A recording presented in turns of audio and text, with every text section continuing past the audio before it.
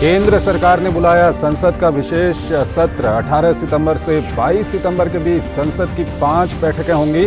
संसदीय कार्य मंत्री प्रहलाद जोशी ने कहा, अमृतकाल में सार्थक बहस और चर्चा का इंतजार।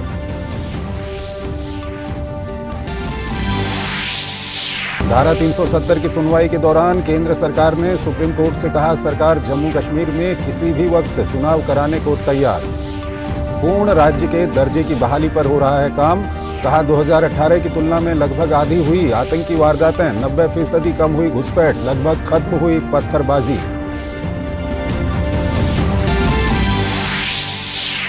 पीएम पद को लेकर मची खींचतान के बीच INDIA गठबंधन की आज से मुंबई में 2 दिवसीय बैठक के लिए नेताओं का मुंबई पहुंचना शुरू।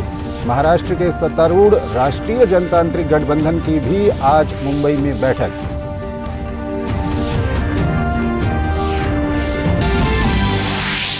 दक्षिण अफ्रीका के जोहानिसबर्ग में आवासीय परिसर में भीषण आग। घटना में कम से कम 70 से अधिक लोगों की हुई मौत, 50 से अधिक घायल। अग्निशमन विभाग ने कई लोगों को सुरक्षित निकाला। अभी आग के कारण का पता नहीं।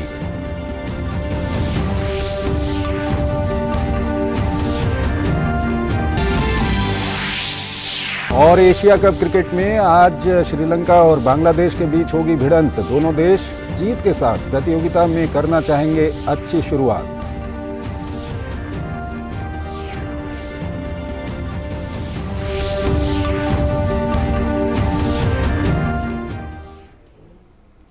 नमस्कार, डीडी न्यूज़ में आपका स्वागत है। मैं हूं चंद्रशेखर जोशी और आइए अब खबरों को विस्तार से देखते हैं। केंद्र सरकार ने संसद का विशेष सत्र बुलाया है। संसदीय कार्य मंत्री प्रहलाद जोशी ने सोशल मीडिया साइट एक्स पर पोस्ट कर बताया कि संसद का विशेष सत्र 18 से 22 सितंबर तक चलेगा। इसमें 5 बैठकें होंगी। स्पेशल सत्र नई संसद में होगा। प्रहलाद जोशी ने लिखा कि अमृतकाल के बीच संसद में सार्थक चर्चा और बहस का इंतजार कर रहा हूं। बता दें कि संसद का मानसून सत्र 20 जुलाई से 11 अगस्त तक चला था। इस दौरान मणिपुर हिंसा को लेकर दोनों ही सदनों में जमकर हंगामा हुआ था। तो संसदीय कार्य मंत्री प्रहलाद जोशी ने ये जानकारी दी है। 18 से 22 सितंबर तक विशेष सत्र संसद का बुलाया जाएगा और जैसा कि जानकारी मिल रही है कि संसद के नए भवन में ये सत्र वहां पर बुलाया गया है। और हमारे संवाददाता शैलेंद्र मिश्र हमारे साथ जुड़ रहे हैं, उनसे हम बातचीत करेंगे। शैलेंद्र, सबसे पहले तो आपसे यही जानना चाहेंगे कि क्या कुछ लग रहा है आपको, क्यों ये संसद का विशेष सत्र बुलाया गया है? ये देखिए, बहुत स्पष्ट तौर पर इस बात को हम सभी जानते हैं कि विशेष सत्र ऐसे समय में बुलाया जाता है जब सरकार को ये लगता है कि किसी विशेष मुद्दे पर चर्चा की ज़रूरत है या फिर कोई बहुत महत्वपूर्ण कामकाज संसद में उसे संपन्न कराया जाना है। तब जब से सरकार ऐसा महसूस करती है तब संसद का विशेष सत्र बुलाती है। क्योंकि आमतौर पर देखें कि विशेष सत्र बुलाने की परंपरा किसी बहुत महत्वपूर्ण मौके पर ही रही है। और जब अब हाल ही में जब खत्म हुआ मानसून सत्र और उसके बाद ये था कि अब शीतकालीन सत्र की तैयारियां हो रही हैं, लेकिन इस बीच ये खबर आना कि 5 दिन का सत्र बुलाया गया है, 5 बैठकें होंगी, लोकसभा की भी और राज्यसभा की। तो निश्चित तौर पर अब इस बात के कयास लगाए जा रहे हैं कि आखिर क्यों ये सत्र को बुलाया गया है। अब हम देख रहे हैं कि प्रतिक्रिया भी आ रही है। अधीर रंजन चौधरी जो लोकसभा में कांग्रेस के नेता हैं, कल ही संसद की विशेषाधिकार समिति के सामने वो पेश हुए थे। उन्होंने अपना बयान दर्ज कराया था और उसके बाद जो उनका निलंबन था, जो मानसून सत्र में उन्हें निलंबित किया गया था, वो निलंबन वापस ले लिया गया था। उसकी आधिकारिक सूचना भी लोकसभा सचिवालय से जारी हो गई थी।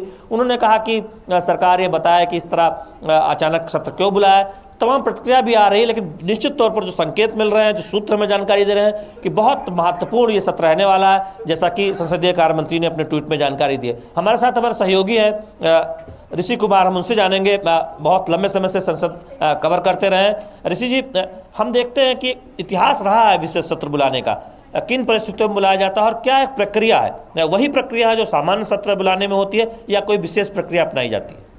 देखिए, जहाँ तक संसद का सत्र बुलाने की अगर प्रक्रिया की बात करें तो संविधान में किसी भी सत्र को बुलाने का कोई विशेष तिथि नहीं दी गई है। सिर्फ संविधान ये कहता है कि हमें हर हाल में 6 महीने के अंतराल पे एक सत्र बुलाना है, यानी कि कम से कम 2 सत्र एक साल में बुलाने की अनिवार्यता और बाध्यता हमारा संविधान हमें देता है। इसके बाद कब सत्र चलेगा, किस तिथि को चलेगा, सत्र का नाम क्या होगा, किस नाम से होगा, किस तरीके से होगा, इस तरीके का कोई भी प्रावधान संविधान में नहीं है। लेकिन हमारे जो कन्वेंशंस हैं जो कहते हैं कि हमारे पास मानसून सत्र है, शीतकालीन सत्र है और बजट सत्र है, इसके अलावा हम कहते हैं कि एक जॉइंट सेशन भी हमारे पास है जो कि संयुक्त सत्र के नाम से जाना जाता है। जबकि हम ये खास तौर से तब बुलाया जाता है जब या तो संसद में गतिरोध बहुत ज़्यादा हो और विशेष कार्य को संपन्न करना अति आवश्यक हो, एक उस परिस्थिति में बुलाया जाता है। ये जो विशेष सत्र का नाम अगर हम देखते हैं ये एक सत्र ही है, क्योंकि शैलेंद्र इस पूरे ट्वीट में अगर हम जो उन्होंने सूचना दी है इसमें देखें तो लोकसभा और राज्यसभा दोनों के सेशन के नाम दिए गए हैं कि ये हमारा 13वां लोकसभा का 17वीं लोकसभा का 13वां सत्र है और वहीं राज्यसभा का 261वां सत्र है। यही बहुत महत्वपूर्ण मैं कहना चाहता था कि बाकायदा यह बताया गया है कि लोकसभा का भी सत्र बुलाया जा रहा है और राज्यसभा का भी सत्र बुलाया जा रहा है। उसकी संख्या बताई गई कि कौन सा नंबर का सत्र है। तो एक सामान्य सत्र लंबा होता है, ये एक विशेष सत्र बुलाया गया है। क्योंकि कई बार ऐसा होता है कि सिर्फ एक सदन बुलाया जाए, लेकिन दोनों सदन बुलाया जाना और 5 दिन के लिए बुलाया जाना इस अपने आप में एक संकेत देता है कि बहुत महत्वपूर्ण कामकाज होना है। हाँ बिल्कुल, देखिए महत्वपूर्ण कामकाज के लिए ही, क्योंकि विशेष सत्र हमने आमतौर पर देखे हैं 1 या 2 दिन के लिए, जैसे 48 घंटों के लिए, 24 घंटे के लिए। अगर हम पिछले विशेष सत्रों का ही बात करें इसी सरकार की, तो जीएसटी को लेकर आए और दूसरा देर रात तक चली। दूसरा ये था कि हमारा जो संविधान दिवस मनाया गया उस समय ये विशेष सत्र इस सरकार के द्वारा लाया गया। तो अगर हम इस सत्र को देखें तो हम कह सकते हैं कि ये एक प्रॉपर सत्र है, यानी कि विशेष सत्र इसका नाम जरूर दिया गया है, लेकिन दोनों ही सदनों के द्वारा उसको संख्या के आधार पर बताया गया है। तो हम कह देंगे कि इस बार अगर शीतकालीन सत्र होता है तो हमारे पास 4 सत्र हो जाएंगे और अगर नहीं होता है तो फिर तो समय बताएगा। जी शैलेंद्र, निश्चित तौर पर ऐलान हो गया। यहाँ पर चंद्रशेखर एक बात और कहना चाहूँगा कि आप देखिए कि आमतौर पर ऐसा एक कहा जाता है कि अगर आपके पास बहुमत ना हो तो कई बार कुछ विधेयकों को संयुक्त सत्र बुलाकर पारित कराने की परंपरा है। कुछ विधेयकों को ऐसे में संयुक्त बुलाकर पारित नहीं कराया जा सकता। लेकिन जब सरकार के पास प्रचंड बहुमत है लोकसभा में और राज्यसभा में भी हमने देखा कि मानसून सत्र के दौरान दिल्ली से जुड़ा जो बिल था वो सरकार पारित कराने में कामयाब रही और वहाँ पर भी उसको एक तरह से जो संख्या जरूरी उससे ज़्यादा संख्या हासिल हुई। तो ऐसे में विशेष सत्र बुलाया जाना निश्चित तौर पर यह संकेत देता है कि बहुत महत्वपूर्ण कामकाज चर्चा सदन के अंदर सरकार चाहती है। और यही वजह है कि संसदीय कार्य मंत्री ने इस बात के संकेत दिए कि अमृतकाल में। शैलेंद्र, एक सवाल और यहीं पर एक सवाल आपसे मैं जानना चाहूंगा कि दरअसल नया जो संसद का भवन है वो बनकर तैयार हो चुका है और जिस तरह से अमृतकाल की चर्चा संसदीय कार्य मंत्री ने अपने बयान में की है, इस बात की कितनी संभावना है कि ये जो सत्र है ये नए संसद के भवन में हो?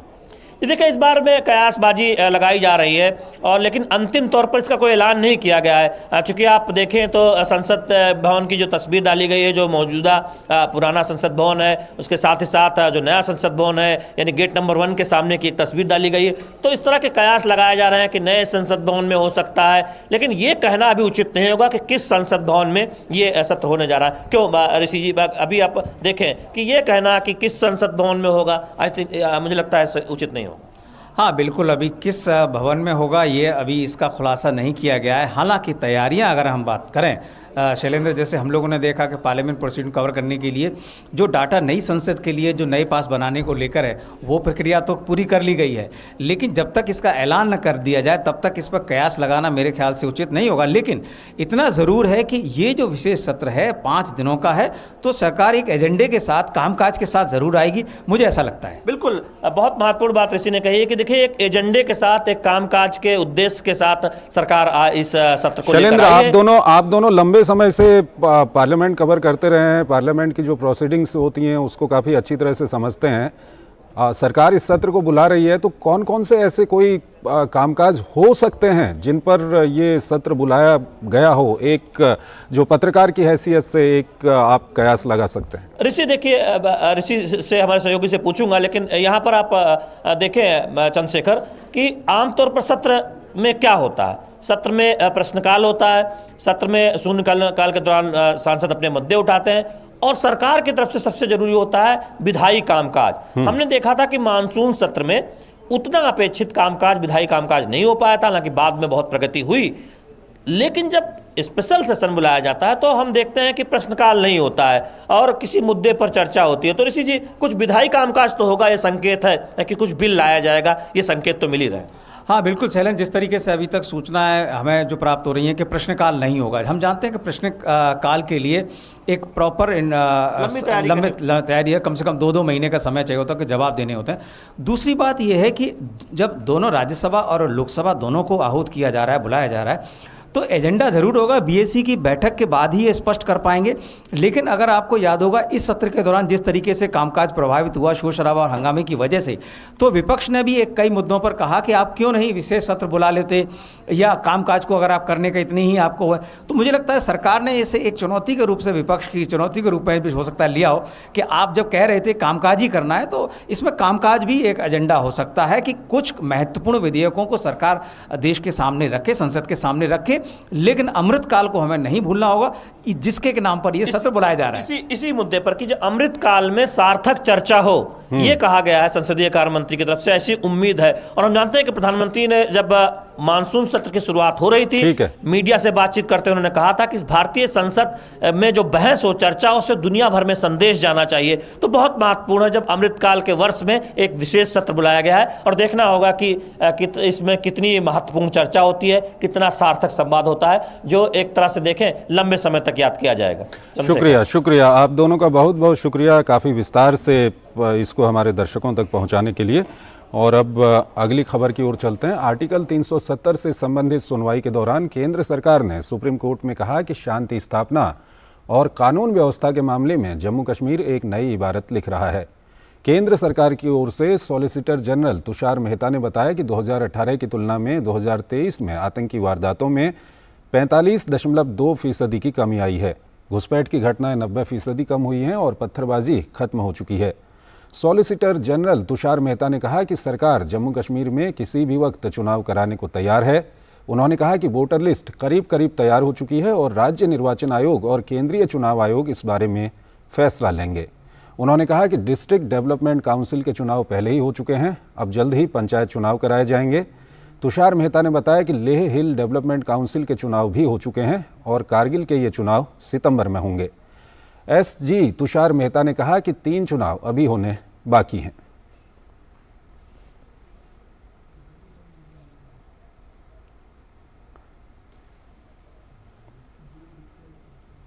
राष्ट्रपति द्रौपदी मुर्मू अपने 2 दिवसीय छत्तीसगढ़ के दौरे पर हैं। ब्रह्म कुमारी के एक कार्यक्रम में उन्होंने कहा कि देश के युवाओं के लिए प्रतिस्पर्धा एक सकारात्मक भावना है, लेकिन इसमें अपनी मेहनत एवं ज्ञान को ही अपनी पहचान बनाना होगा, जबकि अभी समाज में अधिकतर लोग छोटी सफलता के लिए अपने सिद्धांतों और मूल्यों को भूलते जा रहे हैं, जो कि सही नहीं है।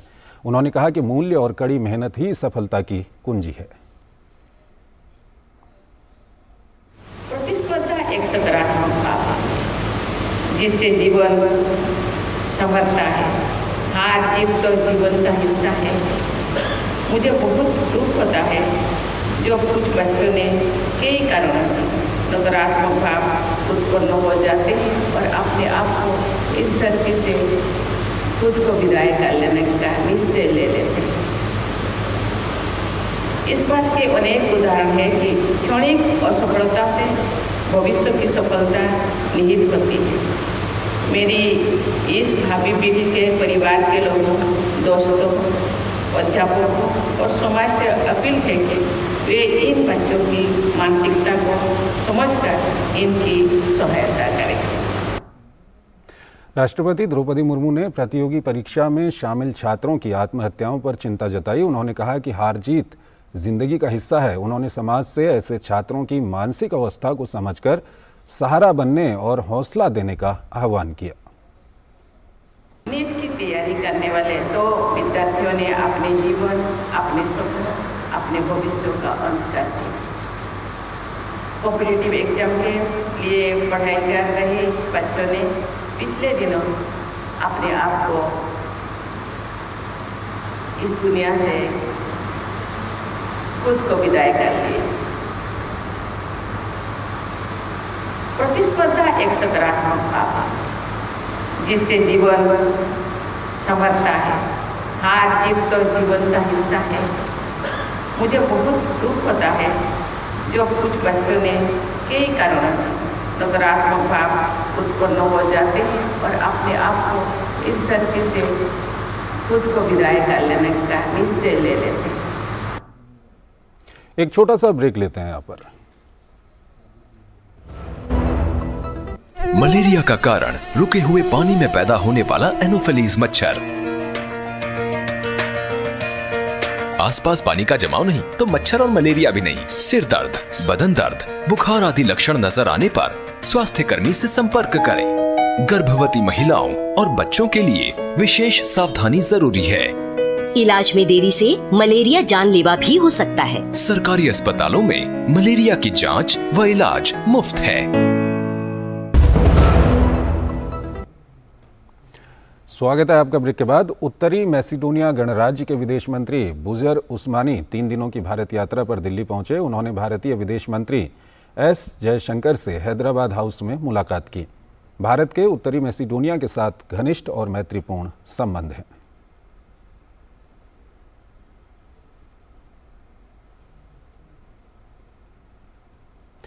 इसरो ने ट्वीट करके चांद के दक्षिणी ध्रुव पर सल्फर होने की फिर पुष्टि की है। इसरो ने ट्वीट कर कहा कि रोवर पर लगा एक अन्य उपकरण एक अन्य तकनीक के माध्यम से इस क्षेत्र में सल्फर की उपस्थिति की पुष्टि करता है। अल्फा पार्टिकल एक्सरे स्पेक्ट्रोस्कोप ने सल्फर के साथ ही अन्य छोटे तत्वों का भी पता लगाया है। चंद्रयान 3 की ये खोज सल्फर यानी गंधक का स्रोत जानने के लिए वैज्ञानिकों पर जोर देती है कि ये सल्फर कहाँ से आया, क्या ये चांद पर पहले से ही मौजूद था, ये या ज्वालामुखी से आया है या फिर उल्कापिंड के गिरने से उत्पन्न हुआ है। इसरो ने एक वीडियो भी जारी किया है जिसमें एक स्वचालित तंत्र दिखाया गया है जो 18 सेंटीमीटर लंबे APXS को घुमाता है, जो डिटेक्टर हेड को चांद की सतह के करीब 5 सेंटीमीटर की दूरी पर संरेखित करता है।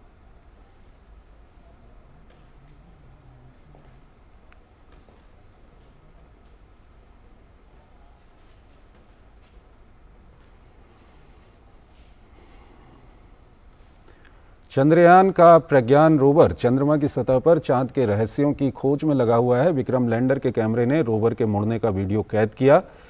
इसरो ने ये वीडियो शेयर करते हुए एक्स पर पोस्ट किया कि ऐसा महसूस होता है मानो कोई बच्चा चंदा मामा के आंगन में अटखेलियां कर रहा हो और मां स्नेहपूर्वक देख रही हो।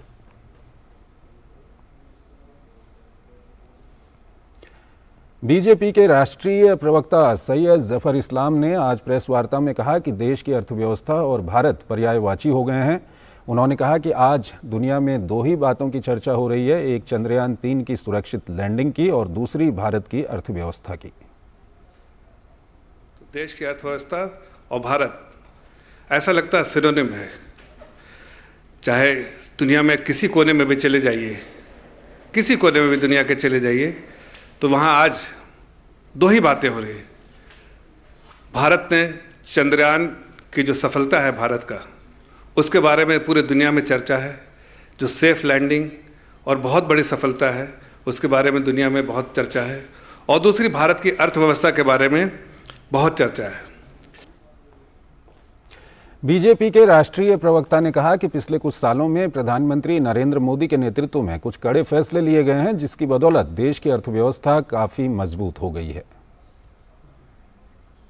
हमने देखा है कि पिछले कुछ सालों में हमारी सरकार आज 9.5 साल से है। उस पूरे कार्यकाल में हमने बहुत अच्छे फैसले लिए, बहुत कड़वे फैसले लिए, लेकिन हमें बहुत कठिनाइयों का भी सामना करना पड़ा। ऐसे हालात आए जैसे कोविड हो, महामारी जैसे हालात आए। जब लॉकडाउन हुआ, इकोनॉमिक एक्टिविटी बिल्कुल पूरे दुनिया में बंद हो गई, हिंदुस्तान में भी बिल्कुल ख़त्म हो गई थी। और फिर यूक्रेन क्राइसिस हुआ, जहाँ सप्लाई चेन बिल्कुल बंद हो गया, डिसरप्ट हो गया था सप्लाई चेन बिल्कुल, और वो उसकी वजह से हर चीज़ में तकलीफ आई। ये दोनों कठिनाइयों के बावजूद भी आज जो भी फैसले लिए आदरणीय प्रधानमंत्री जी ने पिछले 9-9.5 साल में, आज देश की अर्थव्यवस्था बहुत मजबूत है। मजबूत ही नहीं, बहुत तेज़ी से जो है अर्थव्यवस्था जो है दौड़ रही है। और दुनिया में जो सबसे अच्छी उभरती हुई इकोनॉमी, ब्राइटेस्ट स्पॉट जो है वो भारत है। सैयद जफर इस्लाम ने प्रेस वार्ता में कहा कि भारत एक लोक कल्याणकारी राज्य है, अतः हमारी सरकार आम आदमी की चिंता करती है। हमारा देश जो है वेलफेयर स्टेट है, कैपिटलिस्ट स्टेट नहीं है। जब वेलफेयर स्टेट की बात होती है तो सरकार की बड़ी जिम्मेदारी होती है कि वो आम नागरिक की चिंता करे, और हमने आम नागरिक की चिंता की।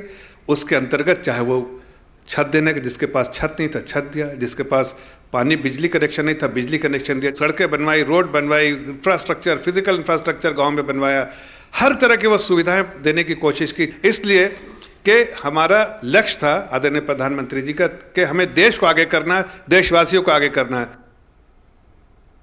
भारतीय जनता पार्टी के राष्ट्रीय अध्यक्ष जगत प्रकाश नड्डा ने कुचामन, नागौर, राजस्थान में 3 दलितों को बर्बरतापूर्ण ढंग से कुचलने पर गहरा दुख व्यक्त किया है। इस घटना में 2 व्यक्तियों की मौत हो गई और एक व्यक्ति अस्पताल में जीवन की जंग लड़ रहा है। भाजपा ने एक प्रेस वक्तव्य में कहा कि राजस्थान में ऐसी जघन्य हत्याएं, दलित उत्पीड़न, महिलाओं पर दिन प्रतिदिन बढ़ रहे अत्याचार और जंगलराज चरम पर है और कानून व्यवस्था पूरी तरह से ध्वस्त हो चुकी है। भाजपा अध्यक्ष ने इस घटना की जांच के लिए पार्टी के संसद सदस्यों की एक समिति का गठन किया है, जो घटनास्थल का दौरा करेगी और अपनी रिपोर्ट सौंपेगी। जांच समिति में ब्रिजलाल, कांता करदम, रंजीता कोहली और डॉक्टर सिकंदर कुमार को शामिल किया गया है।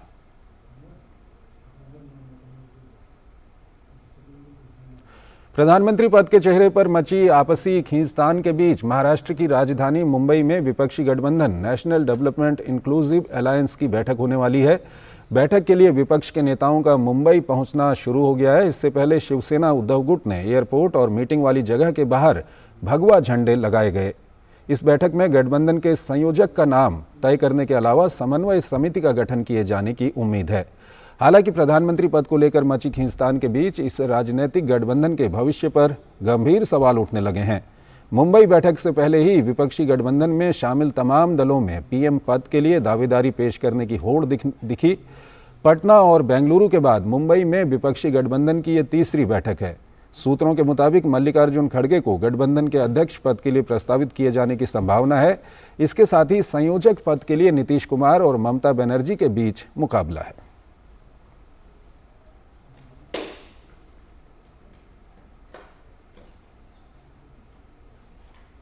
महाराष्ट्र में हो रही INDIA गठबंधन की बैठक पर केंद्रीय मंत्री और भाजपा नेता गिरिराज सिंह ने कड़ी प्रतिक्रिया दी है। डीडी न्यूज़ के साथ विशेष बातचीत में गिरिराज सिंह ने कहा कि कंफ्यूज्ड जमात नहीं बल्कि देश को स्पष्ट जनादेश वाली सरकार चाहिए जो दुनिया भर के मुल्कों में हिंदुस्तान का नाम रोशन कर सके। गिरिराज सिंह ने सीधे तौर पर लालू प्रसाद और नीतीश कुमार पर हमला बोला और कहा कि जो लोग कांग्रेस के खिलाफ सत्ता में आए वो कांग्रेस की गोद में जा बैठे। हमारे संवाददाता राजेश राज ने केंद्रीय मंत्री गिरिराज सिंह से एक्सक्लूसिव बातचीत की। हमारे साथ बिहार के कद्दावर नेता, फायर ब्रांड लीडर और केंद्रीय मंत्री गिरिराज सिंह हैं। लगता नहीं है कि ये कई एक अनार और 100 बीमार वाली हालत हो गई है? देखिए, दुर्भाग्य है इस देश का, ये स्वार्थ से जुड़ा हुआ गठबंधन है, इनर कंट्राडिक्शन है। कभी कभी मुझे लालू जी पर भी तरस आता है। इतने बड़े नेता, आज नीतीश जी, लालू जी किसके गोदी में खेल रहे हैं? कांग्रेस के गोदी में। कांग्रेस का पोस्टर लग रहा है सबसे हाई। अभी सबसे हाईलाइटेड अगर कोई है तो कांग्रेस, राहुल जी है और रहेंगे। गलतफहमी में कोई ना रहे, वो रहेंगे। लेकिन मुझे लालू जी और नीतीश जी पे लगता है कि 74 के आंदोलन में यही इमरजेंसी में जेल में थे, अपने बच्चों का नाम मीसा रखा। आज क्या उसका नाम बदल देंगे? उस काले दिन का याद नहीं आता? केवल सत्ता के लिए देश को धोखा देंगे? नीतीश कुमार पर तो मुझे पूरा तरस आता है। मुख्य तस्वीर सोनिया गांधी और राहुल गांधी की है। नीतीश जो है वो छोटे तस्वीर लेकर कोने में बैठे हुए हैं। तो फिर आखिर ये जो गठबंधन की जो मियाद है उसको कब तक माना जाए? अच्छा, मैं पूछना चाहता हूं कि नीतीश जी को क्यों सबसे आगे पंक्ति में रखेगा? जो व्यक्ति 18 साल मुख्यमंत्री रह के अपने राज्य में विश्वसनीयता नहीं प्राप्त कर पाए, कभी आरजेडी के साथ, कभी बीजेपी के साथ। लालू जी आप हमसे ज़्यादा जानते हैं नीतीश जी को। नीतीश जी 2025 में भी नहीं छोड़ेंगे मुख्यमंत्री का पद। समाजवादियों का इतिहास रहा है कि इस दिल के टुकड़े हजार हुए, कोई यहाँ गिरा कोई वहाँ गिरा। क्या इस गठबंधन का हश्र भी वही होगा? देखिए, अब समाजवादी कहना समाजवाद को गाली देने बराबर है। ये तो वंशवाद है। और जो समाजवाद के दो पोस्चर हैं, लालू जी और नीतीश जी, वो तो कांग्रेस के गोद में खिल रहे। लेकिन ये निश्चित है, इसका हश्र भी वही होगा जो देश ने देखा है। सबसे बड़ा गठबंधन तो नीतिगत था 74 में, वो भी इनर कंट्राडिक्शन में गया। और उसके बाद चौधरी साहब से लेकर के देवगौड़ा गुजराल तक, चंद्रशेखर जी तक, आखिर क्यों गिरी सरकार अगर बनी तो? स्पष्ट नीति चाहिए, न कि कंफ्यूज्ड जमात चाहिए। ये जमात देश के लिए कंफ्यूज्ड होगा, देश के लिए खतरा पैदा करेगा। आज जरूरत है स्पष्ट, और स्पष्ट है। इसी कारण आज दुनिया भी भारत को पूछ रहा है। शुक्रिया। गिरिराज सिंह जो फायर ब्रांड लीडर हैं और स्पष्ट बोलते हैं, इनका स्पष्ट कहना है कि कंफ्यूज्ड जमात नहीं चाहिए, स्पष्ट जनादेश वाली सरकार चाहिए जो दुनिया भर के मुल्कों में हिंदुस्तान का झंडा गाड़ सके। कैमरामैन एम ए खान के साथ Rajesh Raj, DD news, Delhi. Bharatiya Janata party के प्रवक्ता संबित पात्रा ने आज मुंबई में हो रही बैठक को लेकर कहा है कि विपक्ष के पास न नीति है, न नेता है और न नियत। उन्होंने कहा कि विपक्ष के पास पीएम पद के लिए कोई निश्चित चेहरा नहीं है। विपक्ष में सभी पीएम बनना चाहते हैं। न नीति है, न नेता है, न नियत है। और इसीलिए मैं कहता हूं, आज की ये जो घमंडिया मीटिंग मुंबई में होने वाली है, इस मीटिंग को अगर एक हिंदी के मुहावरे में कहा जाए तो वो मुहावरा होगा, न सूत न कपास, न नीति न नियत, और जुलाहों में लट्ठम लट्ठा, सारे नेता लट्ठम लट्ठा, मैं पीएम, तू नहीं मैं, यही करने वाले हैं। और आइए अब बुलेटिन में देखते हैं G20 से जुड़ी हुई खबरें।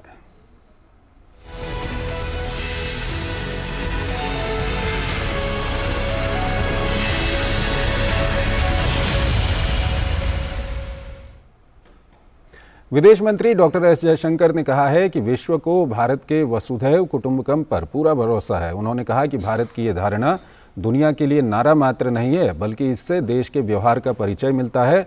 आज नई दिल्ली में भारत की G20 अध्यक्षता और उसका वैश्विक प्रभाव विषय पर एक कार्यक्रम में उन्होंने कहा कि भारत का G20 नेतृत्व कई मायनों में अलग तरह का है।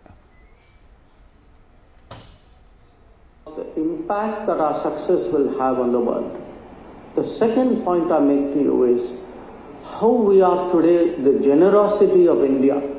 When you say that in G20, Vasudhaiva Kutumbakam, when we say one earth, one family, one future, the world believes that.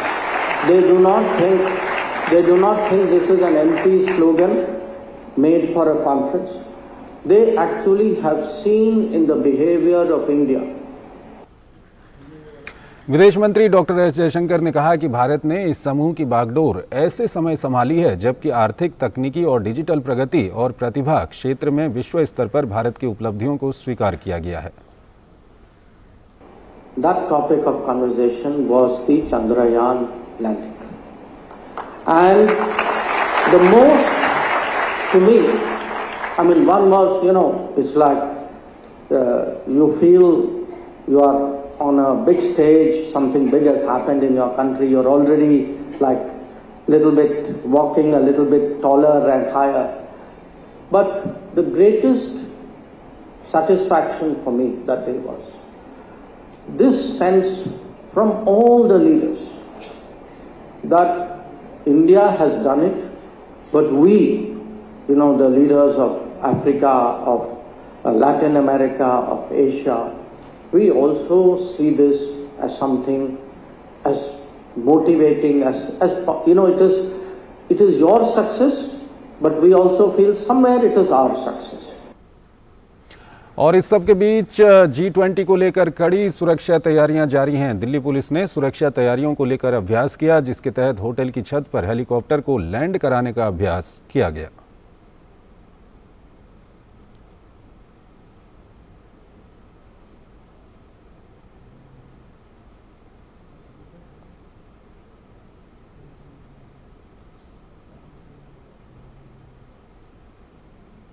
वहीं राजधानी दिल्ली में G20 की बैठक को लेकर अलर्ट मोड पर पूरी दिल्ली है। दिल्ली और इसके आसपास के इलाकों में सुरक्षा के पुख्ता इंतजाम किए गए हैं। सुरक्षा व्यवस्था को और चौकस करने के लिए दिल्ली पुलिस द्वारा कई जगहों पर लॉजिस्टिक वैन विक्रांत को तैनात किया गया है। दिल्ली पुलिस की PRO सुमन नलवा ने बताया कि विक्रांत में किसी भी अप्रिय स्थिति से निपटने में ये पूरी तरह से सक्षम है। इसमें सुरक्षा के सभी उपकरण मौजूद हैं। विक्रांत हमारी एक लॉजिस्टिक वैन है। कई बार होता है कि इम्प्रॉम्प्टो लोग प्रोटेस्ट करने आ जाते हैं, उनका अपना कोऑर्डिनेशन रहता है और कई बार हमारी इंटेलिजेंस एजेंसीज बिल्कुल उसको पिन पॉइंट नहीं कर पाती। तो उसके लिए हमारे विक्रांत है, ये लॉजिस्टिक वैन है जिसमें किसी भी लॉ एंड ऑर्डर सिचुएशन को डील करने के लिए सारे इक्विपमेंट्स होते हैं। उसमें हमारे चेन कटर्स होते हैं, उसमें हमारे एंटी रैट इक्विपमेंट होते हैं, तो ताकि वह इमीडिएटली पहुंच के जो वहाँ पर पुलिस फोर्स है उसको वो लॉजिस्टिक सप्लाई किए जाएं और कोई भी ऐसी घटना है उसको रोका जा सके। दिल्ली पुलिस की जनसंपर्क अधिकारी सुमन नलवा ने G20 शिखर सम्मेलन के विषय में विस्तार से जानकारी साझा की। उन्होंने कहा कि G20 शिखर सम्मेलन को लेकर अफवाह फैल रही है कि उस वक्त दिल्ली में लॉकडाउन रहेगा। ये तथ्यात्मक रूप से सही नहीं है। क्या कुछ कहा उन्होंने, आइए आपको दिखाते हैं। हमने एक रेगुलेटेड जोन और एक कंट्रोल्ड जोन बनाया है। कंट्रोल जोन बेसिकली नई दिल्ली का इलाका है जिसमें Connaught Place, India Gate, Chanakyapuri ये वाले इलाके हैं, और रेगुलेटेड जोन है रिंग रोड के अंदर वाला। तो इसमें हमने ये एडवाइजरी दी है कि कोई भी जो यहाँ पर आना चाहेंगे तो वो या तो बोनाफाइड रेजिडेंट्स हो या जिन्होंने अपनी इन होटल्स में कहीं पर बुकिंग करवाई है वो हो। और अगर वैसे भी कोई आना चाहे तो उसमें कोई लॉकडाउन नहीं है, कोई ऐसा नहीं है कि नहीं आ सकते। मेट्रो का इस्तेमाल करके आ सकते हैं, लेकिन व्हीकुलर मूवमेंट के लिए रिस्ट्रिक्शंस लगाई हैं। लेकिन अगर कोई टैक्सी या ऑटो किसी बोनाफाइड रेजिडेंट्स को लेके वहाँ आ रहे हैं जो वहीं के रहने वाले हैं तो उनको अलाउ किया जाएगा। भारत की G20 बैठकों में विकासशील देशों की चिंताओं पर भी चर्चा की गई और विकास की गति बढ़ाने और प्रगति पथ आसान करने को लेकर आपसी सहयोग और एकजुटता बढ़ाने पर खास जोर दिया गया। ये रिपोर्ट देखिए।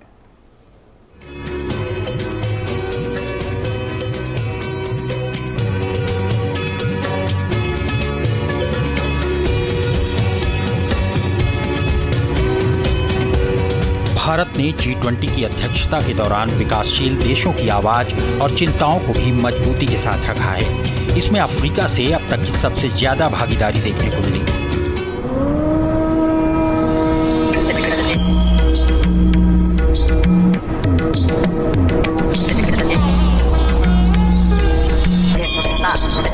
इस साल 13 से 15 फरवरी तक लखनऊ में G20 डिजिटल अर्थव्यवस्था कार्य समूह की पहली बैठक का सफलतापूर्वक आयोजन किया गया। इस दौरान डिजिटल सार्वजनिक अवसंरचना, डिजिटल अर्थव्यवस्था में साइबर सुरक्षा और डिजिटल कौशलता से संबंधित प्राथमिकता वाले क्षेत्रों पर गहन चर्चा की गई। इस दौरान नेस्कॉम और यूनेस्को के प्रतिनिधियों ने बताया कि डिजिटल कौशल में कमियों के कारण वैश्विक अर्थव्यवस्था को 2028 तक $11.5 ट्रिलियन तक का नुकसान हो सकता है।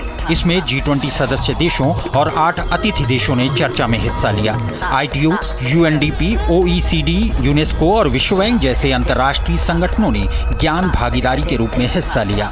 वहीं 18,000 से अधिक लोगों ने प्रदर्शनी व डिजिटल इंडिया अनुभव केंद्र का दौरा किया।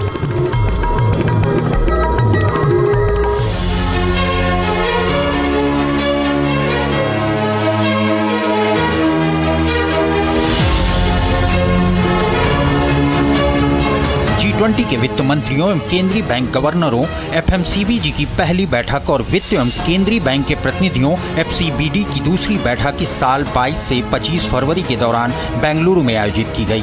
पहले दिन सूचना प्रसारण और युवा कार्यक्रम व खेल मंत्री अनुराग सिंह ठाकुर ने वित्त और केंद्रीय बैंक प्रतिनिधियों की दूसरी बैठक का उद्घाटन किया। वहीं प्रधानमंत्री नरेंद्र मोदी ने 24 फरवरी को वीडियो संदेश के माध्यम से वित्त मंत्रियों और केंद्रीय बैंक के गवर्नरों की पहली बैठक को संबोधित किया।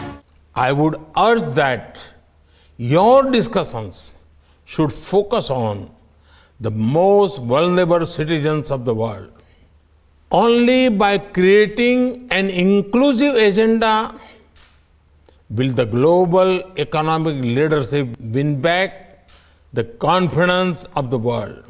G20 की भारतीय अध्यक्षता के तहत G20 FMCBG की पहली बैठक में सदस्य देशों के वित्त मंत्रियों और केंद्रीय बैंकों के गवर्नरों, आमंत्रित सदस्यों और अंतर्राष्ट्रीय संगठनों के प्रमुखों ने भागीदारी की। इस बैठक में कुल 72 प्रतिनिधिमंडल शामिल हुए। G20 वित्त मंत्रियों और केंद्रीय बैंक के गवर्नरों की पहली बैठक की पृष्ठभूमि में डिजिटल सार्वजनिक अवसंरचना DPI विषय पर एक उच्च स्तरीय संगोष्ठी आयोजित की गई। Supporting the countries most in need and reflecting the concerns and aspirations of developing countries will be central to our efforts. We will work closely with the Troika, the G20 membership, international organizations and guest countries to carry forward the exemplary work of G20 presidencies before us. Bharat की अध्यक्षता में G20 देशों ने वैश्विक ऋण संकट, MDB सुधारों, जलवायु वित्त, क्रिप्टो के संदर्भ में वैश्विक दृष्टिकोण, डिजिटल सार्वजनिक बुनियादी ढांचे, वित्तीय समावेशन, भविष्य के शहरों के वित्त पोषण और कराधान से संबंधित विषयों पर महत्वपूर्ण उपलब्धि हासिल की।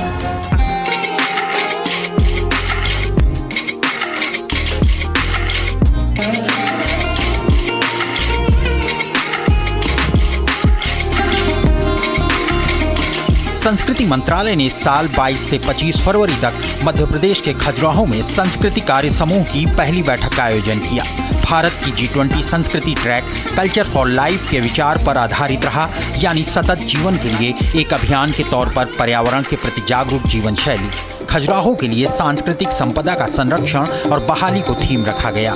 भारत के CWG के 4 प्राथमिकता वाले क्षेत्रों में सांस्कृतिक संपदा का संरक्षण और पुनर्स्थापन, सतत भविष्य के लिए लिविंग हेरिटेज का उपयोग, सांस्कृतिक व रचनात्मक उद्योगों और रचनात्मक अर्थव्यवस्था को बढ़ावा देना, संस्कृति के संरक्षण और संवर्धन के लिए डिजिटल तकनीकों का लाभ उठाना शामिल है।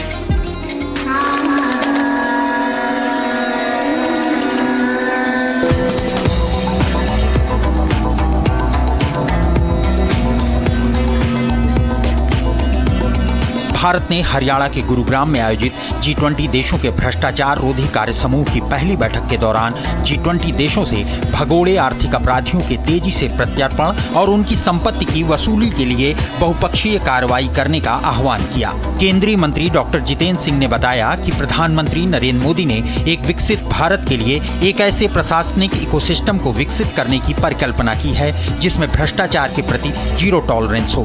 बैठक के दौरान भ्रष्टाचार और आर्थिक अपराध के खिलाफ कार्रवाई के लिए कानून प्रवर्तन एजेंसियों को मजबूत करने का आह्वान किया गया।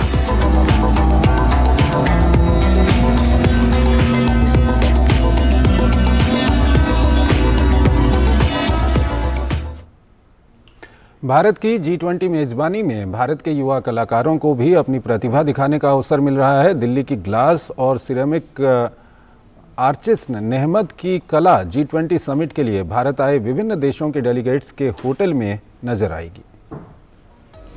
भारत के युवा हर मंच पर अपनी रचनात्मकता के रंग बिखेरते रहे हैं और आज एक ऐसी कलाकार हमारे साथ जुड़ी हैं जिनकी कला नजर आ रही है G20 में।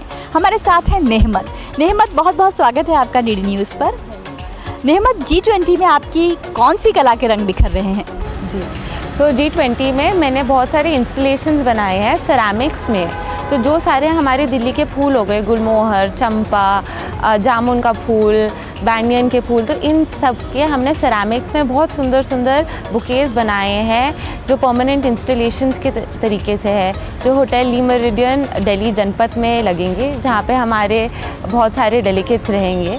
उसके आगे हमने वेस्ट ग्लास को मेल्ट करके अलग अलग तरीके से इंस्टॉलेशंस क्रिएट करी है, किताबों के फॉर्म में और स्कल्पचर्स के फॉर्म में। और G20 जो इतना बड़ा इवेंट भारत में हो रहा है, भारत उसकी मेज़बानी कर रहा है, तो हम अपनी युवा शक्ति की बात करें, उसके पास बहुत एक अच्छा मौका है अपनी प्रतिभा को दिखाने का। जी, क्योंकि इतने लोग हैं जो होस्ट कर रहे हैं G20 के जो डेलीगेट्स हैं, इतने सेमिनार हो रहे हैं, तो इन सभी जगहों पे मौका मिल रहा है यंग आर्टिस्ट को कि वो अपने art works, installation, sculptures, music, singing, हर प्रकार से अपने आर्ट को एग्जिबिट करे, दिखाए।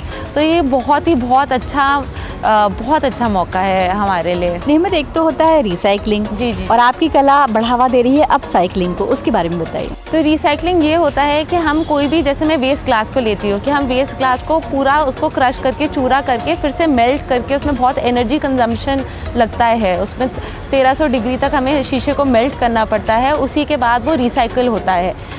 जहाँ की अपसाइकलिंग ये होता है कि जो हमारा एग्जिस्टिंग प्रोडक्ट है, कि अगर वो शीट ग्लास है या फिर कांच की बोतल है, हम उसको उसी तरीके से बस शायद काट के एक ग्लास की तरह इस्तेमाल करें या कुछ डेकोरेटिव आइटम बनाएं उससे, तो हम उसमें एनर्जी कंजम्पशन जो है वो कम रहता है। तो हम उसको फिर से नए सिरे से नहीं बनाते, एक नया रूप दे देते हैं।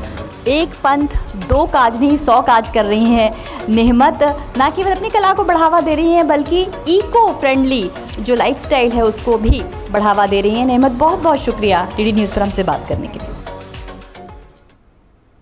केंद्रीय आवासन एवं शहरी कार्य मंत्री हरदीप पुरी ने 2014 से 2023 के दौरान शहरी परिदृश्य में आए बदलावों पर एक प्रेस वार्ता को संबोधित किया। उन्होंने कहा कि मोदी सरकार में शहरी विकास में खर्च होने वाली धनराशि के बजट में 10% की वृद्धि हुई है। We have gone from 100% door-to-door collection of municipal waste. We've now got 88.70% wards have 100% segregation, and we've got 7-star rated cities, 5-star rated cities, 3-star rated cities, 1-star. I will fast forward that. I'll just give you one example. Swachh Bharat Mission 1.0 and Amrut Mission 1.0, all those targets are either at a very advanced stage of implementation or they've been merged in, and the total outlay for SBM 2.0 and Amrut 2.0 is a whopping 4,71,000 crores. केंद्रीय मत्स्य पालन, पशुपालन और dairy मंत्री पुरुषोत्तम रूपाला और राज्य मंत्री L Murugan ने कन्याकुमारी के थेंगापट्टनम फिशिंग हार्बर में सागर परिक्रमा के चौथे चरण का शुभारंभ किया। इस परिक्रमा का ये नया चरण अब अलग अलग योजनाओं द्वारा कन्याकुमारी, तिरुनेलवेली, थूथुकुडी और रामनाथपुरम सहित तमिलनाडु के 4 तटीय जिलों के मछुआरों को फायदा पहुंचाएगा। भारतीय रेलवे बोर्ड की नई चेयरमैन होंगी जया वर्मा सिन्हा। पहली बार किसी महिला शक्ति को रेलवे बोर्ड की कमान दी जा रही है। वर्तमान रेलवे बोर्ड के अध्यक्ष अनिल कुमार लाहोटी का कार्यकाल पूरा होने जा रहा है। ऐसे में नए अध्यक्ष के चुनाव के लिए रेलवे ने वरीयता के आधार पर 4 लोगों का पैनल तैयार किया था। इस पैनल में जया वर्मा सिन्हा को अध्यक्ष बनाने पर मुहर लग गई है।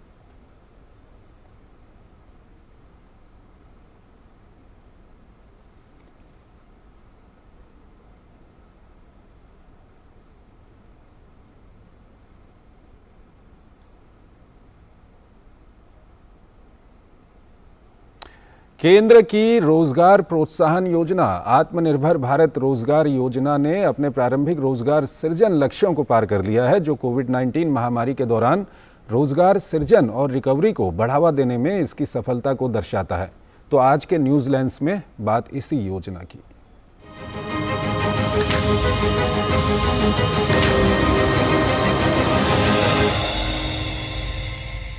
कोरोना संकट के दौरान अर्थव्यवस्था को पटरी पर लाने के साथ ही रोजगार सृजन में केंद्र की आत्मनिर्भर भारत रोजगार योजना बेहद मददगार साबित हुई। नियोक्ताओं को नई नौकरियों के सृजन और कोरोना महामारी के दौरान छटनी के शिकार हुए कर्मचारियों को फिर से बहाल करने के लिए प्रोत्साहित करने के मकसद से 1 अक्टूबर 2020 को इस योजना की शुरुआत हुई और 31 मार्च 2022 तक पंजीकरण के लिए खुली रही। इसके तहत देश भर में लगभग 71,80,000 कर्मचारियों को लाभान्वित करने का लक्ष्य था, जिसे पार करते हुए 31 जुलाई 2023 तक इस योजना के तहत 75,80,000 से ज्यादा नए कर्मचारियों का नामांकन हासिल कर लिया गया है। अब तक कुल 1,52,380 प्रतिष्ठानों ने 60,44,155 नए कर्मचारियों को रोजगार दिया है। साथ ही सभी पात्रता शर्तों को पूरा करने पर इस योजना के तहत 9,669.87 करोड़ रुपए की राशि का लाभ उठाया है। ये योजना लाभार्थी प्रतिष्ठानों और कर्मचारियों द्वारा मासिक आधार पर पूरी की जाने वाली विशिष्ट पात्रता मानकों के मुताबिक लाभ का वितरण सुनिश्चित करती है। साथ ही कठिन समय में आर्थिक सुधार को बढ़ावा देने के साथ श्रम बाजार के पुनरुद्धार में योगदान पर भी जोर देती है। आत्मनिर्भर भारत रोजगार योजना को कर्मचारी भविष्य निधि संगठन के साथ पंजीकृत प्रतिष्ठानों के नियोक्ताओं को वित्तीय सहायता प्रदान करके नई नौकरी के अवसरों के निर्माण को प्रोत्साहित करने के लिए डिजाइन किया गया था। इसके तहत 15,000 रुपए प्रति माह से कम आय वाले कर्मचारियों के लिए 2 साल तक सरकार कर्मचारी और नियोक्ता दोनों के ईपीएफ में अंशदान का भुगतान करती है, जो 1,000 कर्मचारियों वाले प्रतिष्ठानों में वेतन का 24% होता है, जबकि 1,000 से ज्यादा कर्मचारियों वाले प्रतिष्ठान में नए कर्मचारी की नियुक्ति पर सरकार सिर्फ कर्मचारी का हिस्सा या वेतन का 12% ईपीएफ अंशदान के रूप में भुगतान करती है।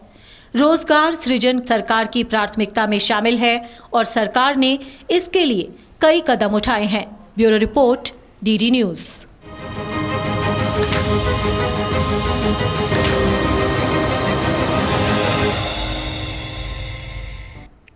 Mumbai Ahmedabad high speed rail corridor track system के लिए पहले कंक्रीट ट्रैक बेड निर्माण सूरत में शुरू कर दिया गया है। भारत में पहली बार जे स्लैब गिट्टी रहित ट्रैक प्रणाली का उपयोग किया जा रहा है। इस ट्रैक सिस्टम में एक प्री कास्ट ट्रैक स्लैब होता है जिस पर फास्टनिंग डिवाइस और रेल फिट किए जाते हैं।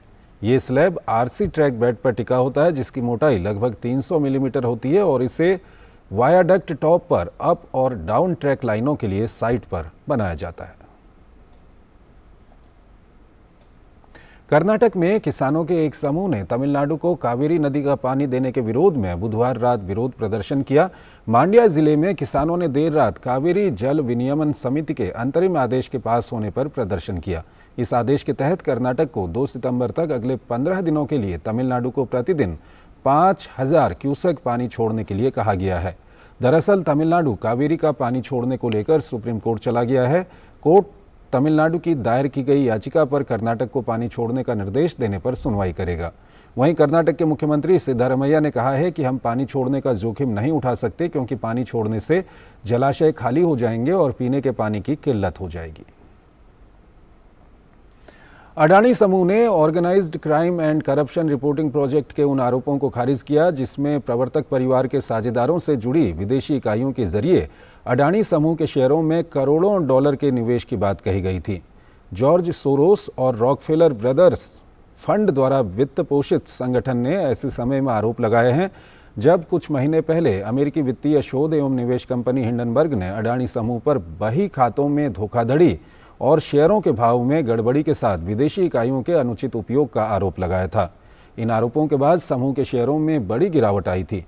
कई टैक्स हेवन की फाइलों और अडानी समूह के कई आंतरिक ईमेल की समीक्षा का हवाला देते हुए ओसीसीआरपी ने कहा कि उसकी जांच में कम से कम 2 मामले पाए गए जहां अस्पष्ट निवेशकों ने ऐसी विदेशी इकाइयों के जरिए अडानी के शेयर खरीदे व बेचे। अडानी समूह ने बयान जारी कर अपने ऊपर लगाए गए सभी आरोपों को खारिज किया है। सोशल मीडिया प्लेटफॉर्म एक्स पर अब वीडियो और ऑडियो कॉल्स की सुविधा भी उपलब्ध होगी। एक्स के प्रमुख एलन मस्क ने जानकारी देते हुए पोस्ट किया कि ये सुविधा iOS, एंड्रॉयड, मैक और पीसी पर उपलब्ध होगी। इसके लिए कोई फ़ोन नंबर ज़रूरी नहीं होगा। इस सुविधा से एक्स ग्लोबल एड्रेस बुक की तरह हो जाएगा। ग्रामीण और दूरदराज क्षेत्र के युवाओं में अप्रेंटिसशिप ट्रेनिंग को बढ़ावा देने के मकसद से कौशल विकास एवं उद्यमशीलता मंत्रालय और कॉमन सर्विस सेंटर के बीच एक अहम समझौता हुआ है। इसके तहत हर साल ITI और जन शिक्षण संस्थान से प्रशिक्षित 40,000 युवाओं को कॉमन सर्विस सेंटर के जरिए अप्रेंटिसशिप मुहैया कराया जाएगा। कौशल विकास एवं उद्यमशीलता राज्य मंत्री राजीव चंद्रशेखर की उपस्थिति में आज नई दिल्ली में इससे संबंधित MOU पर हस्ताक्षर हुआ। राजीव चंद्रशेखर ने इस मौके पर कहा कि इस महत्वपूर्ण समझौते से ग्रामीण क्षेत्र के युवाओं के लिए रोजगार के अवसर पैदा होंगे। प्राइम मिनिस्टर का जो डिजिटल इंडिया का विजन है, दूर तक जो जहाँ पर इंटरनेट कम मिलता हो, जो जिनको इंटरनेट का यूज़ के बारे में कम नॉलेज हो, CAC ही ऐसा एक ऑर्गेनाइजेशन है जो डिजिटल इंडिया का जो प्रावधान है, पावर है, एम्पावरमेंट का जो उसका सिलसिला है वो दूर तक लेकर जाए। तो CAC जैसे एक ऑर्गेनाइजेशन जो बहुत अहम काम कर रहा है प्राइम मिनिस्टर मोदी जी के डिजिटल इंडिया विजन को इम्प्लीमेंट करने में, और स्किल इंडिया जो प्राइम मिनिस्टर मोदी जी का स्किलिंग और एम्प्लॉयमेंट और रोज़गार, नया भारत, नया नए स्किल्स नए रोज़गार का जो एक उनका विजन है उसको इम्प्लीमेंट में कर लगे हुए हैं। उन दोनों का आज एक पार्टनरशिप जिससे हमारे युवा पीढ़ी को ही फ़ायदा होगा। 1 जुलाई से शुरू हुई अमरनाथ यात्रा का आज अंतिम दिन है। बाबा बर्फानी की गुफा में आज साल की अंतिम आरती की गई। हर साल की तरह इस साल भी अमरनाथ यात्रियों की संख्या ने पिछले सभी रिकॉर्ड तोड़ दिए। देश के विभिन्न हिस्सों से आए लगभग 4.5 लाख तीर्थयात्रियों ने अमरनाथ मंदिर में प्राकृतिक रूप से बने बर्फ के शिवलिंग के दर्शन किए हैं। इस साल की सफल यात्रा के लिए प्रशासन द्वारा व्यापक इंतजाम किए गए थे। बाबा बर्फानी की साल की अंतिम आरती में सैकड़ों की संख्या में श्रद्धालु शामिल हुए। दक्षिण अफ्रीका के जोहानिसबर्ग शहर में आग लगने से 70 से अधिक लोगों की मौत की खबर है। मरने वालों की संख्या बढ़ भी सकती है। इस घटना में 50 से ज़्यादा लोग घायल हैं जिन्हें अस्पताल में भर्ती कराया गया है। ये घटना जोहानिसबर्ग के सेंट्रल बिजनेस डिस्ट्रिक्ट में हुई। और आइए अब आपको दिखाते हैं एशिया कप से जुड़ी हुई खबरें।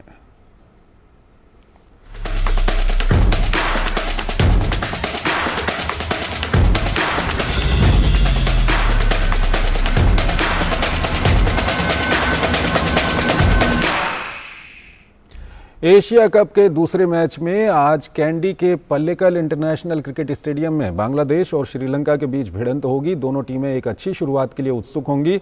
श्रीलंका की टीम ने 6 बार एशिया कप की ट्रॉफी अपने नाम की है, वहीं बांग्लादेश पहली बार ये ट्रॉफी जीतने के इरादे से उतरेगा। श्रीलंका ही इस टूर्नामेंट में अपने कई प्रमुख खिलाड़ियों के बिना उतरेगी टीम। ऐसे में बांग्लादेश कमज़ोर प्रतिद्वंदी पर बढ़त हासिल करने की कोशिश करेगा।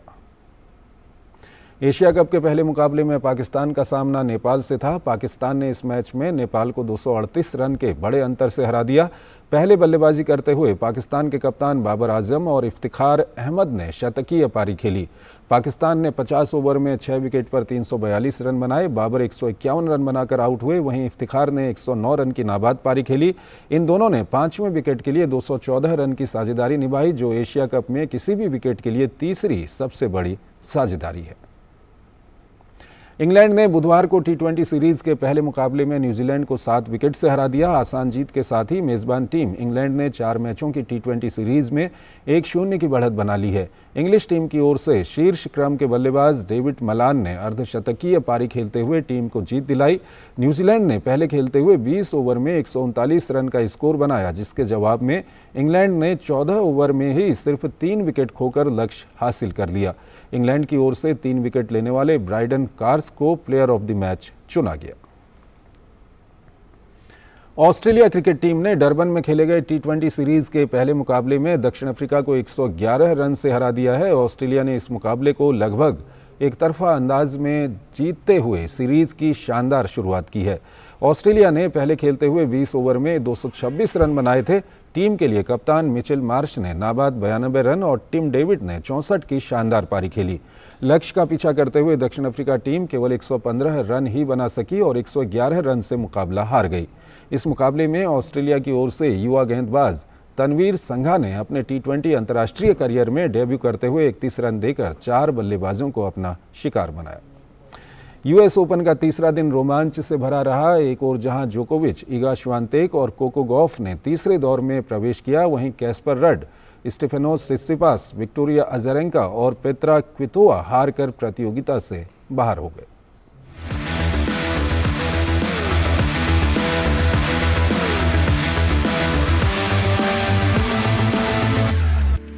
साल के चौथे व अंतिम ग्रैंड स्लैम US ओपन में सर्बियाई दिग्गज नोवाक जोकोविच ने तीसरे दौर में प्रवेश कर लिया है।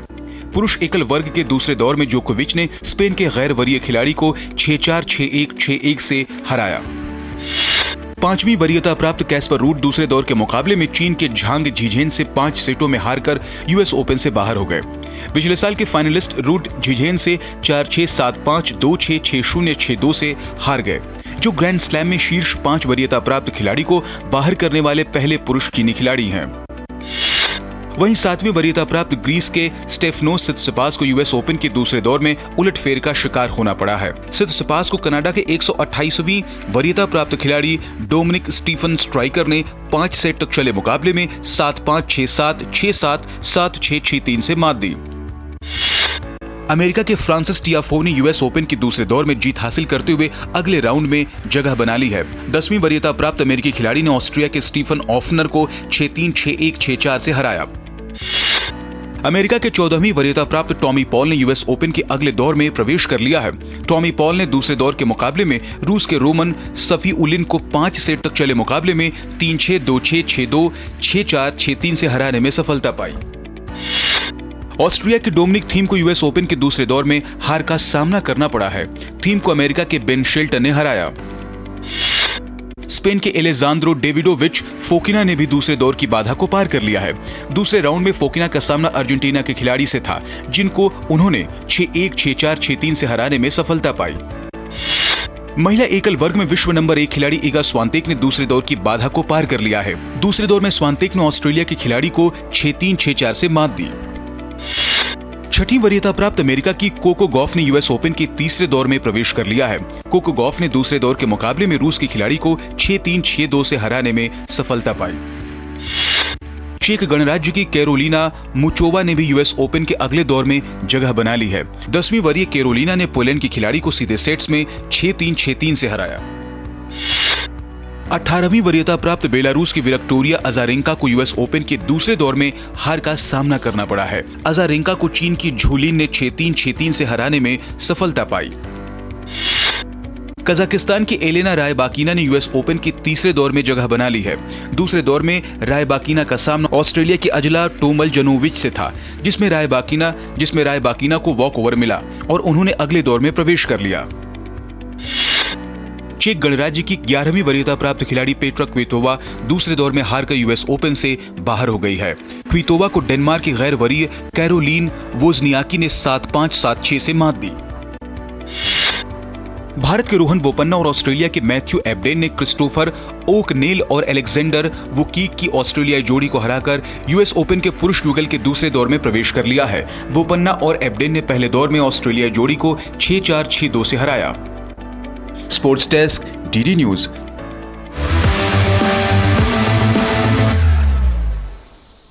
तो इस बुलेटिन में फिलहाल इतना ही। आप बने रहिए डीडी न्यूज के साथ। नमस्कार।